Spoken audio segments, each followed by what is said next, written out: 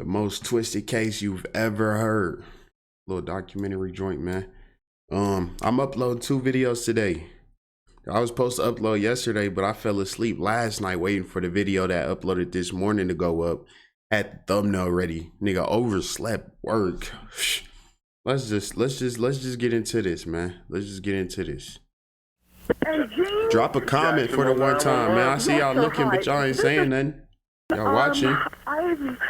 But hey, as long as y'all watching, I appreciate that too. I thought she was with Just let me know what y'all think. She's missing. How old is she? She's 8 years old. Where was she playing at around the house? Right around the house here. Is she a white female or a black Yes, female? she's a white female. What did she have on when she left? She had on a red T-shirt. And Mama, did she have on jeans? No, I've been upstairs, Mama. I have searched. Ma'am? Yes. Blue jeans? Mama, did she have on blue jeans? What'd you have on? What kind of shorts? Pair of shorts? She had on a pair of shorts and a red T-shirt. She blonde hair, black No, hair? she's got reddish brown hair. It's actually a brown with an auburn tint to it. What's her name? It's short. Her name is Maddie. She goes as Madeline. What's her last name? Clifton. C-L-I-F as in Frank, T-O-N. When's the last time anybody saw her? Mama, what time did I come home from boating? About 5:30? 4:30 to 5 o'clock. About 5:30 was the last time we saw her. And I was letting the kids play out here for a little while, and then she disappeared. You gotta be cautious with letting them kids go outside to play, man. You don't know who watching. Did you go check? I've got every neighbor out here right now. Okay, the police will be there shortly, ma'am. You keep But at looking, the same okay? time, though, Okay, you can't blame her. A lot of people done that. I know I was outside The corner of playing, Fleetwood and in and out the house. Stephen is right there. What is it? My husband just came home. And hold on just a moment.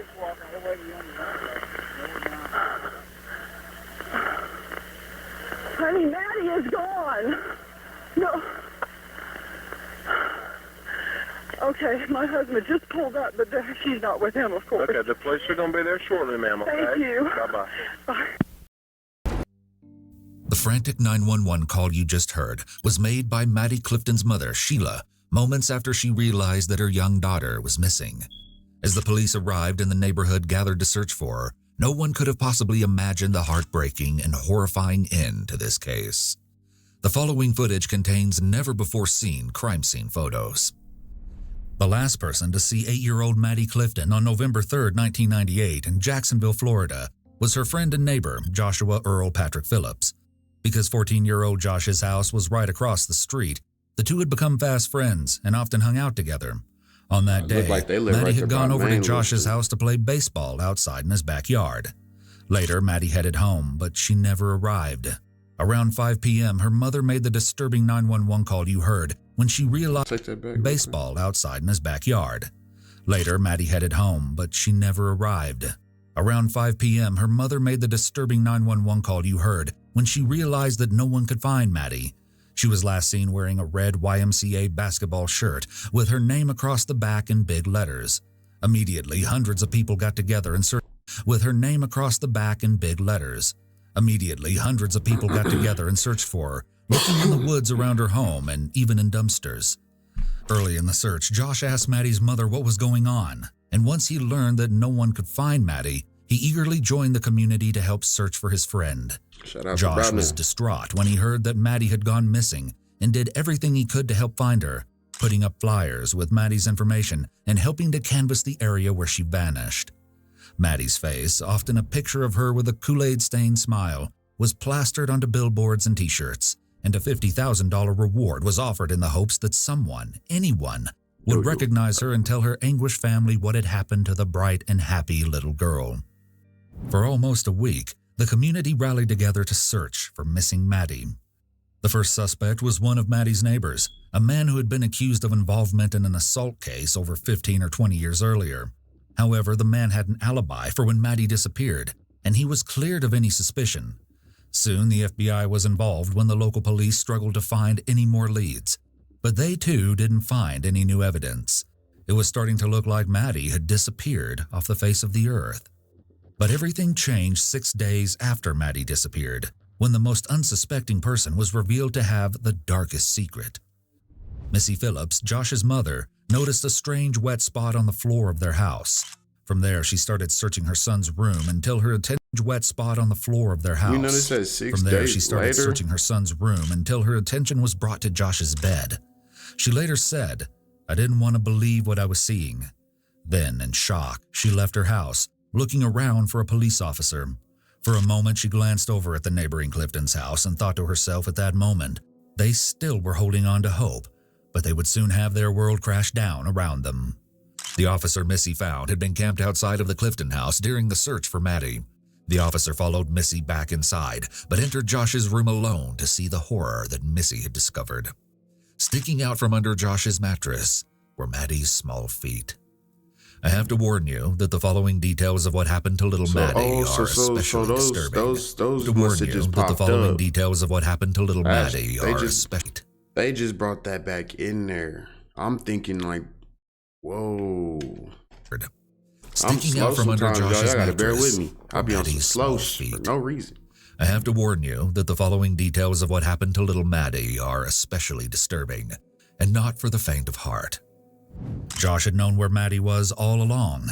When he was asking Maddie's mother about what was going on, No, I had when he it was right. handing out flyers when he appeared to be worried about her well-being.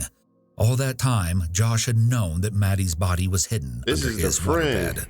Fuck that Police nigga. found that tape had been used to hold the bed frame together and keep her body from being discovered. In addition, the shorts she'd been wearing earlier were taken off.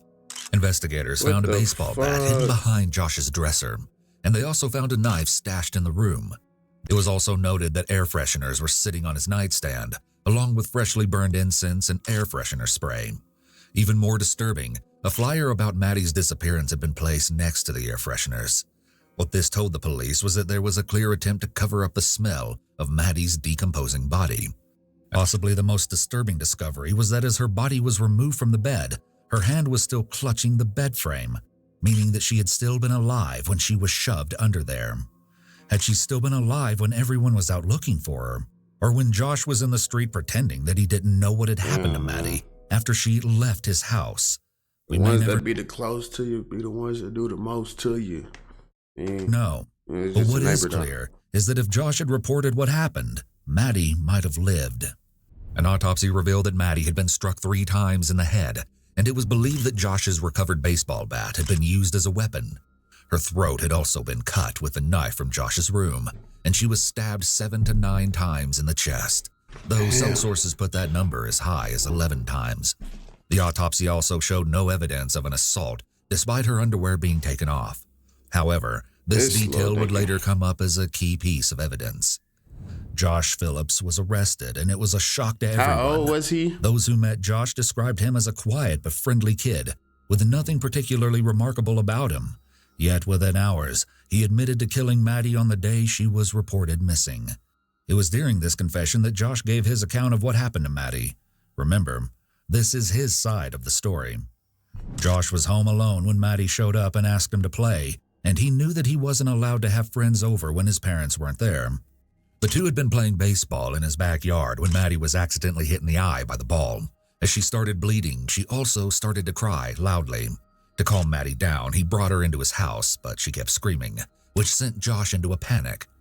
He told the investigators that he was afraid his father would come home at any minute, and he would be angry with Josh for letting Maddie come into his house without permission. Panicking and wanting Maddie to be Bro, quiet, what the he grabbed his fuck? baseball bat and I hit don't her once believe or this. twice hard on the head. Well, I mean, I could, He but then hit her what the body fuck? under his waterbed. When his father finally came home, Josh said that Maddie was still moaning. He then dragged her out from the bed and stabbed her in the chest before hiding her body again until his mother found it. What many people to this day can't help but wonder in horror about is if Josh slept in his bed on top of Maddie's body. And the answer, as terrible as it is, seems to be yes. For a week. Let that sink in. Josh had no history of violence, nothing that would have ever made anyone suspect him, especially his actions when he was helping to look for Maddie. But still, Josh's version of events didn't quite make sense to investigators. For starters, he claimed that Maddie's shorts and underpants had been pulled off when he was dragging her inside the house from outside. Most people can agree, as investigators did, that his explanation didn't quite seem plausible. The tight-knit community was stunned and horrified to learn that the boy that helped search for Maddie just a few days earlier had been her killer all along. Some started questioning the Phillips family about how they hadn't noticed the young girl's body being hidden in their home for almost a week. Couldn't smell Missy nothing. explained that there was like, nothing out of order for her to suspect anything. However, Like, there why were is he also letting off all these incense? Why is he spraying all this Febreze? Like, I'm smelling something. signs that something You don't wake him up in the morning? It's the summertime. What's up? was wrong, which only really made sense in retrospect. Josh had been especially quiet since Maddie was reported missing, but this was just explained away as him being nervous for his friend and scared. Additionally, if you're familiar with this case, then you've probably heard that police officers previously searched the Phillips house in the days before her body was found. The sheriff at the time claimed they searched the house, but that the officers never saw anything suspicious. How the police and Josh's parents didn't notice the smell of a decomposing corpse. Let me restart this camera real quick. All right, let's go. He pretty much explaining what I was saying, though. Like, I know they, even if they don't smell the body, they're going to smell all the incense. I know he was letting them out of off. fear of his father, but the truth behind his home life wasn't revealed until Missy explained it publicly. She said that she and Josh walked on eggshells at home because her husband was so intimidating, frightening, and sometimes overbearing. He really didn't like it when any neighborhood children were in his house when an adult wasn't there to supervise, but he especially didn't want Josh to spend his time playing with any girls younger than him. Missy said he didn't have a fondness of little girls, which she never understood. Also, Josh's father, Steve, never got the chance to explain his side of things because he died in 2000 in a car accident. When the case went to trial, Josh was charged as an adult. Josh's defense argued that what happened to Maddie, How old Josh is he was again? charged as an adult. Josh's defense argued that what happened to Maddie began as an accident and deteriorated through panic that bordered on madness, and that he should be charged with manslaughter. But the prosecution wasn't buying it. First, the autopsy didn't find any evidence of bruising on Maddie's face, as if she'd been hit in the eye by a baseball. In fact, there was no evidence that they'd been playing baseball at all. Second, Josh also claimed to have dragged Maddie into the house, but there wasn't any dirt on her body, which implies that her shorts probably didn't come off from being dragged. Yeah, charge that nigga. You know what I'm saying? Manslaughter. Yeah. Furthermore, there wasn't any blood in the backyard or anywhere in the house except in Josh's room. Finally, the fact that Maddie had been found in only her shirt and socks indicated that there were at least some inappropriate undertones to the evidence. In the end, the trial only took about 3 days total. The jury found Josh guilty and convicted him of first-degree murder. He was sentenced to spend his life in prison with no chance of parole, but because of his age at under 16, he wasn't eligible for the death penalty. Behind bars, Josh grew from a teenager to an adult. Josh still refuses to talk in detail about Maddie's murder, except in 2018 to apologize to Maddie's family. As I've grown up, I have learned the value of life. I wish to God that I could have known this or understood it when I was 14. Had I then, none of this would have come about. I had no clue what life meant. Josh became tearful at several points while I reading mean, his it probably apology took letter. him like 30 minutes to do all that shit, and then, you know, all the little days and shit that he sat on. Let's just say a whole week. Now this nigga's in this bitch for the rest of his life, bro. I know that nigga going through it in there too. Yeah, no he is. But this does not necessarily indicate that he is expressing true remorse. It's possible that he's putting on an act to prove that he's reformed Trying in to order get to out that increase the bitch. likelihood that he's given a reduced sentence. No. Being exploitative and taking advantage of others to achieve their own ends is a narcissistic trait. Josh seems to focus much of his apology not on the victim, but instead on himself and his own suffering, which could be the result of other narcissistic traits such as grandiosity and entitlement. Now, the story might seem like it ends there, but it doesn't. In 2017, the case was resentenced, which should have never been a possibility for Josh based on the terms of his first sentence. Yet in 2012, the Supreme Court had ruled that mandatory life sentences without parole were unconstitutional for juvenile offenders convicted of murder. Even more horrifying details about the case were exposed at this trial. It was revealed that Josh had books about occult subjects in his room. In addition, it was shared So that he was Josh had probably been like looking 15, at adult 14 content on then. his computer just a half hour before Maddie's death, and that it was violent in nature on his subjects in his room. In addition, it was shared that Josh had been looking at adult content on his computer just a half hour before Maddie's death, and that it was violent in nature and may have featured underage girls. Josh may have been influenced by these videos, and he may have been fantasizing about acting something similar out for himself. This could indicate that the crime was more premeditated rather than something that happened in the heat of the moment, as Josh originally claimed.